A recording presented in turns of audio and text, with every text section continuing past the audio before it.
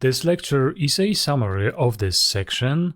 At the end of this lecture, we would like to have a complete events controller that actually works, API that can return events and create, edit, and delete resources. Before we introduce the database, let's try and make a working API that will keep the data inside the memory, at least for time being. First off, we need a class that would represent an event. So let's make one inside the event.entity.ts file. Let's call it an event. It needs to have all the properties that we have inside the input. So we are safe to just copy them over. Plus the ID property that would be a number. And another change is that the date when the event happens would be of the actual date type, not a string.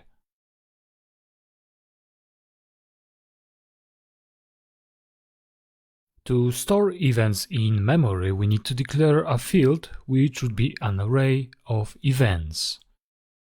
So this would be private events. The type is an array of events, and let's initialize that with an empty array.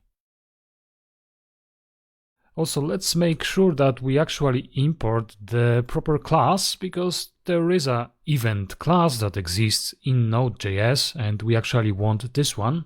So make sure you have this import. Just so you know, whenever we restart the app or it rebuilds during the development, all that data is lost. Mind, this is not how you build APIs. You'd normally keep this data in a permanent storage like a database. But our goal here is to show how the final API might actually look like, and that this events controller with all its CRUD actions is a good starting point or a boilerplate for your future controllers. Also mind, we are yet to introduce and explain how to work with the databases. Alright, so you are aware, let's get back to business. Returning a list of events is simple, just return the events field.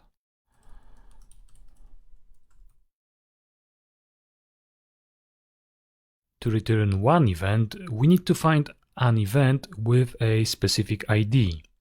Let's use array's find method to do that. First, let's write the code, then you will see a visual explanation of what happened. So we will need a variable, we'll call it event. Then we'll call find method on the events array. So the find method will be calling a function for every item in the array, passing this item as an argument. Your job inside the function is then to return true or false, for example, using some comparison condition, like event ID should equal parse int ID. Let me reformat that so this is clear. The first time you will return true, this item will be returned from the find method. In our example, we are looking for the first item that will contain a specific ID, and by the way, we are using the parse int function to make sure that this ID, which might be string, is actually converted to a number. For some people, the visual explanation works best, so let's take a look. So our job with this find method is to find an item in the array that can match some condition. So how this would work is this function that we pass to the find method will be called on consecutive items of the array until you return true. So this function should have some kind of condition. In our case, we are comparing the ID that we have in action to the event object ID.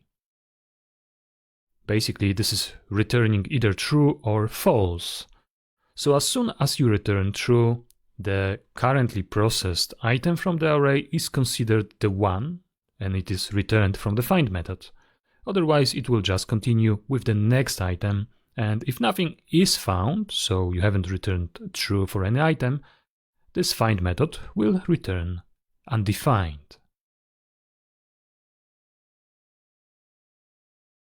Now all you have to do is to return this event variable.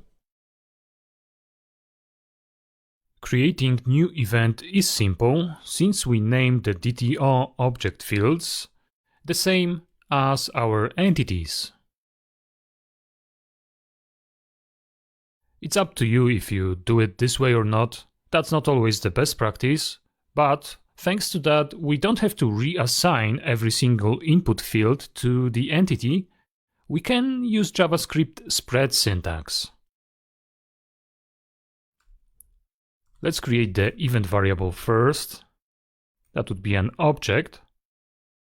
So starting with an object notation, the curly braces, the spread syntax, which is 3 dots before an object, which is input in our case, would assign all properties from this object, the input, into our new object that we are just creating. Then we override this when field, as its type is supposed to be date. And in the input, it is actually a string. So we accept it from the JSON input as a string, but we want it to be date. So we have to create a new instance of the date object, passing the date as string. Finally, we will set the ID field by simply getting the next available ID, and we can use the array length for that. So this would be this event's length plus 1.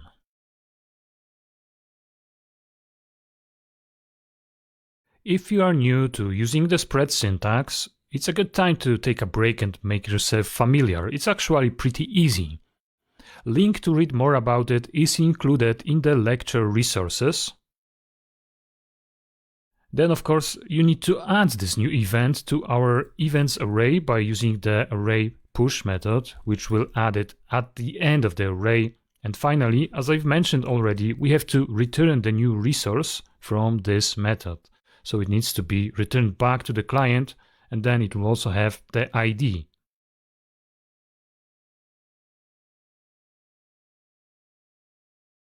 With the update action, we need to first figure out if the object we are looking for is actually there. We'll use the array's find index for that purpose.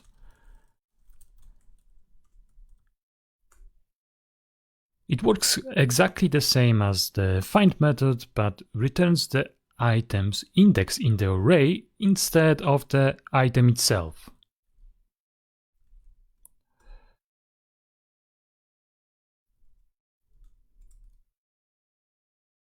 So this is how it looks like. Then we use the spread syntax again, first on the original event object.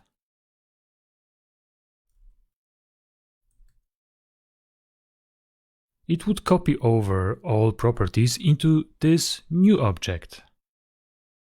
Then the spread syntax on the input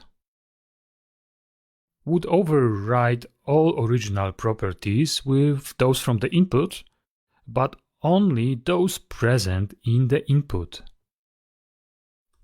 Finally, the when property is a date. So we check if it is provided in the input. If it is, we create a new date object. Otherwise, we just get the original when property.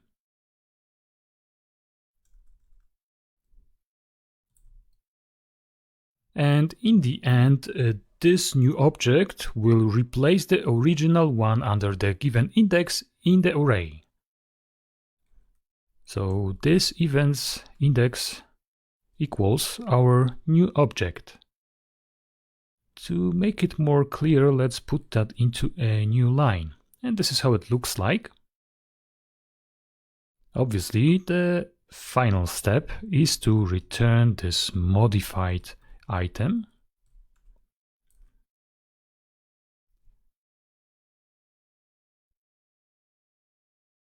Finally, we are left with the remove action, which is very straightforward. So our goal here is to remove an item with the given ID.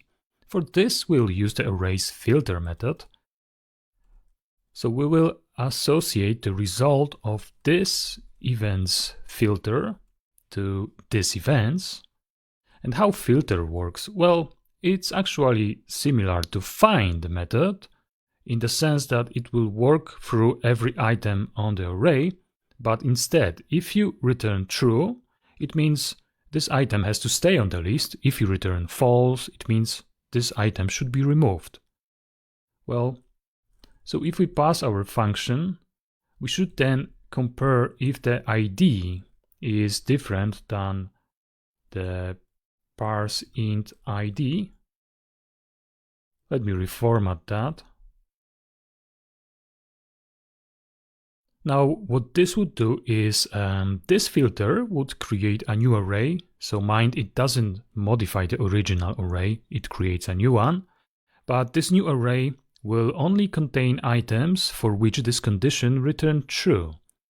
So we basically want to leave all the items on the list that have an ID different than the one that was passed to us. So basically, this would just remove one single element. Then, since I've already mentioned that this remove action or any action that has the delete verb should not really return any content back, then we basically do not return anything, just the HTTP code 204 no content.